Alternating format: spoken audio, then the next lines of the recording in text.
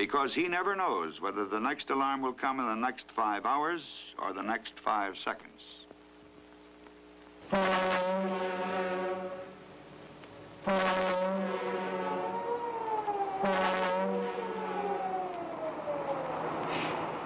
But when it comes, you've got to be ready to roll.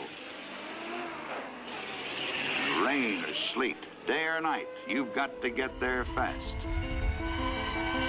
But get there all in one piece. It was almost like a calling.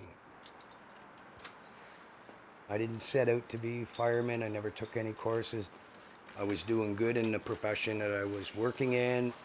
I just happened to be reading the Brampton Guardian and they said they were looking for firefighters. I decided I'd just go and put in an application, and I just kept getting called back until I finally went through the final interview and got hired. I gotta be honest, I didn't know what it involved. Like, I went in there blind. I think I was on the job about 2 months. We had a gentleman jump off the 410 overpass in front of a tractor trailer. And that was my first incident where I witnessed some pretty unpleasant sights.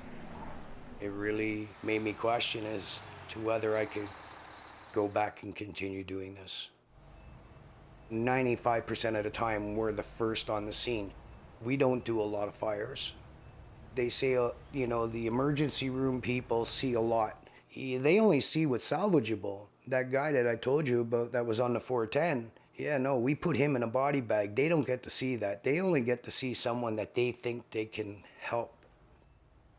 I think I was only on about 5 years. And we got called to 2 women were coming off the on-ramp. Tractor trailer slammed on his brakes and he took the vehicle, drove it across the street and down the gully in the 410.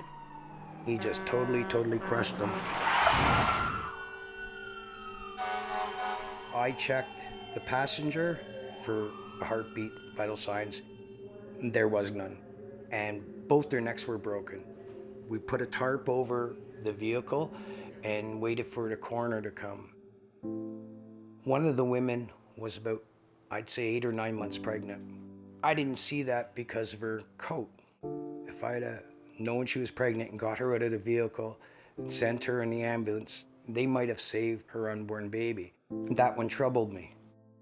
You could train your body to get good at, you know, the physical aspect of the job. What you can't work on is the mental aspect. PTSD is a regular and common thing. Where it happens, when it's going to happen, I don't think that's predictable. I've seen a couple of calls affect different people differently because that was their straw that broke their back. Sometimes it's as simple as you go to a car accident and a guy has passed in the car, but when you look at him, it looks like your father or your uncle. So now it touches you a little bit more personally. Those are the ones that you'll find to be troubling. You never know if you're gonna get it. Like you're sitting saying like, I don't think that'll ever happen to me. It's not really a big deal. You guard yourself as best you can. We joke about it, we debrief, and until it really happens, you don't really know what happens. So how do you like safeguard against that? Like just do what you do and kind of know that this is the industry that we got into and that comes with, I don't want to say a price tag, I don't want to make it dark, but you know, it comes with certain things that are part of the gig. Every bad call can be like another glass of water in your cup. So you keep having more and more calls, you don't deal with it, eventually the cup overflows, right? Making that cup not overflow is to share your experiences, share something that bothers you, and don't keep that cup getting fuller and fuller. Okay, you want to talk about one of the hard things, right? I've known guys 20 years that I haven't been as close to as the relationship I developed with Brian. He moved in about 5 years ago. I find myself most nights over there, we'd be watching a hockey game, playing darts, just sitting down, shooting the shit. We vacation. We took Brian on vacation with us. We spent 7 days a week, 365 days a year. If Glenn was not at work, he was with Brian. I came home that day from work. At about 8:30, I saw his cat out. So I have his garage door opener, and I went across the street and opened the garage door to let the cat in, and I found him hanging. Yeah, it wasn't easy. Still isn't. Never seen Glenn cry like that before. Every time his name comes up, that's the goddamn picture I have. You know, it's so funny. I've never believed in open caskets. My opinion changed for his funeral. I needed to see him laying in peace, because the last vision I had of him wasn't pretty, hanging from the ceiling. And that's not the one I wanted to live the rest of my life looking at. He knew I'd find him. I guess maybe in his own little way he thought I've done enough for them that I would be okay with it. It adds a whole different level when it's someone that you care about. Yeah, that was a hard pill to swallow. I had to take a few days off because mentally I couldn't go into work. I got called in for overtime. They told us stand by for a call, code blue. Now this is my first day back to work. It was a 56-year-old man hanging in the garage. Excuse my language, I near shit myself. I just felt this chill come over me. I was so nervous about going into that call. And you know what? I walked away from that answering a lot of questions. I needed to go in and almost face my fears. When Brian passed away, there was not a day when one of those guys were not here. We all look out for one another. When you're in your time of need, these guys are there for you. That's where this job is so different than any other job. I've seen Glenn be there when somebody in his crew's going through stuff, and it's not just a job, that's brotherhood. They're always there for each other.